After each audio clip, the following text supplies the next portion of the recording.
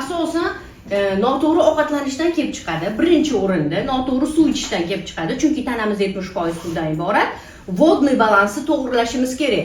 Suv yetarli bo'lmayaptimi, xuddi cho'ldagi yerlar yorilib ketadi-yu, shunaqa bo'lib, organizmda shunaqa bo'ladi.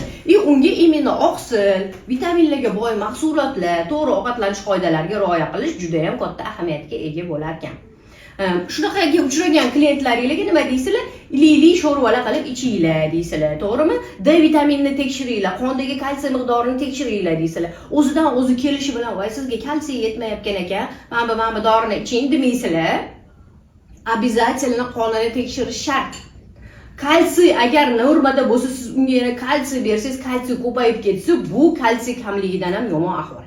Tushundinglar? O'zidan o'zi o'shaning uchun anaqa amerikanskiy vitaminchiklar sotadiganlardan olib ichaverishadi-yu, mumkin emas tekshirtirib qondagi kalsiy miqdorini keyin ichish zarur bo'ladi. Tushundinglar?